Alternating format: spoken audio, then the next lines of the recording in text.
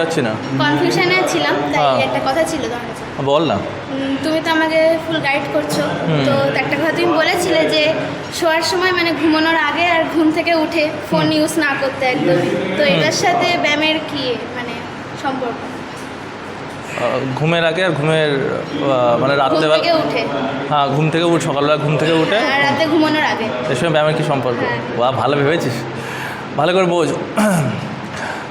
তোর ব্যায়ামের সঙ্গে কী সম্পর্ক? আমরা যে এখানে এক্সারসাইজ করি, এক্সারসাইজের জন্য কিন্তু আমাদের প্রধান যে ইঞ্জিনের প্রয়োজন হয়। আমাদের বডিটাকে যদি আমি ভেসেল ধরি, আমার ইঞ্জিন হলো আমার ব্রেন।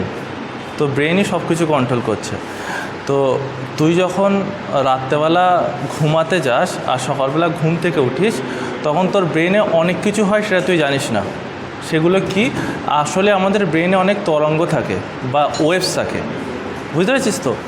এইবার তুই যখন ঘুম থেকে উঠবি, তখন তোর ডেল্টা, থিটা, আলফা, বিটা আর গামা, এগুলো হলো ওয়েভ। ডেল্টা মানে গিয়ার, যেরকম বাইকে গিয়ার হয়, বাইকে 1 নম্বর gear delta, beta, alpha, theta 4 নম্বর গিয়ার, আর গামা হলো 5 নম্বর গিয়ার। জাস্ট ভালো করে বুঝবি। যখন তুই ঘুম থেকে উঠিস, এরকম তোর ব্রেনের ঠিক ওয়েভগুলো পরপর চালু হয়।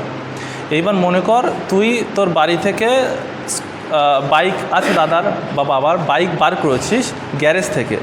গ্যারেজ থেকে বার করে কি ডাইরেক্ট তুই 5th গিয়ারে গাড়ি চালাতে পারবি? নয়, কিন্তু গাড়ি স্টার্ট বন্ধ হয়ে যাবে। তুই যদি 5th গিয়ারে গাড়ি চালাস, হ্যাঁ তুই পারবি, কিন্তু ওটা যদি তুই লং টার্ম করিস, তাহলে গাড়ির ইঞ্জিনের ক্ষতি হবে, তেলও বেশি যাবে। সিমিলারলি তুই যখন গাড়িটাকে আবার ফিরিয়ে যখন গ্যারেজে তোলার চেষ্টা করিস, তখনই কিন্তু একেবারে গিয়ারকে কমিয়ে দিস। তো এখানে গিয়ার মানে আমি ব্রেনের তরঙ্গ বলছি। আমি গাড়িটাকে তোলা মানে গাড়ি হলো তোর বডি, তোলা মানে কি আমি শোয়াকে বলছি। গ্যারেজের মধ্যে হলো তোর শোয়ার জায়গা। যখন তুই বডিটাকে শোয়ার জন্য রেডি করছিস, তখন তোর গিয়ারটাকে ফার্স্ট গিয়ারে করতে হবে, ফার্স্ট কিংবা সেকেন্ড গিয়ারে করতে হবে। সেটা হলো তোর আলফা, মানে ব্রেনের তরঙ্গ। সিমিলারলি তুই ঘুম থেকে ওঠার পরে বা গ্যারেজ থেকে গাড়ি বার করার আগে তোকে 1 নম্বর কিংবা 2 নম্বর গিয়ারে গাড়ি নিয়ে যেতে হবে, ডাইরেক্ট 5 নম্বর গিয়ার নিয়ে যেতে পারবি না। তো যখন তুই মোবাইল ইউজ করিস, তোর গামা বা থিটা চলে, বা 4 নম্বর বা 5 নম্বর গিয়ার। এবার তুই ঘুমানোর আগে যদি মোবাইল ইউজ করিস আর যদি তোর গামা চলে, মানে 4 নম্বর গিয়ারে গাড়ি চলে, তাহলে তুই মোবাইল রেখে ঘুমাতে চাইছিস, মানে মনে করছিস আমি 4 নম্বর গিয়ারে ডাইরেক্ট গাড়ি এখানে স্টপ করে দেবো। সেটা কি হবে? কখনো হবে না। গাড়ি আস্তে আস্তে 1 নম্বর গিয়ার বা ক্লাস চেপে গাড়িটাকে আস্তে আস্তে দাঁড় করাতে হবে, বা আমার ঘুমের জন্য প্রিপারেশন নিতে হবে। তো ঘুমের আগে আমি কেন বারণ করেছি?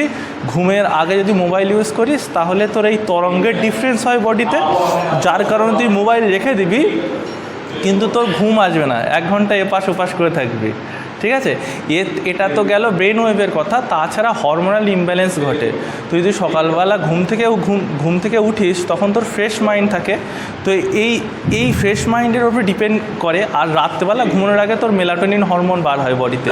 তো তুই যদি ঘুমানোর আগে মোবাইল ইউজ করিস, মেলাটোনিন হরমোনও বিঘ্নিত হয়, বুঝতে পেরেছিস তো? এবার হরমোনাল ইমব্যালেন্স হলে আর ব্রেনের তরঙ্গের তারতম্য হলে তোর হয়তো তাৎক্ষণিক কিছু হচ্ছে না, কিন্তু লং টার্ম 3 মাস বা 6 মাস পরে তোর চোখের তলায় কালি পড়ে যেতে পারে, কিংবা তুই কোনো কাজে অতটা স্ট্রেংথ পাবি না, যেহেতু তোর গিয়ারের সমস্যা হয়েছে মাথায়। গিয়ার মানে ব্রেনের তরঙ্গ, বুঝতে পেরেছিস তো? গাড়িতে গিয়ার উলট পালট হয়ে গেলে গাড়ি চলে না, তো সেম। তাহলে আমার কথা বুঝতে পেরেছিস? তাহলে যারা তোর ভিডিও দেখছে, কাদের কী বলতে চাস? ঘুমানোর আগে ফোন না ঘাঁটতে, সকালবেলা ঘুম থেকে উঠেও ফোন না ঘাঁটতে। তো তোমরা বুঝতে পারলে তো? ফোনটা ইউজ করো সারাদিন, কিন্তু ঘুমের আগে ইউজ করো না। আশা করি আমার কথা বুঝতে পেরেছো। To get this kind of information, follow mark academy, হয় মার্ক মেড মাইন্ড আর মার্ক মেড মাসল লাগিয়ে দেয়। ঠিক আছে।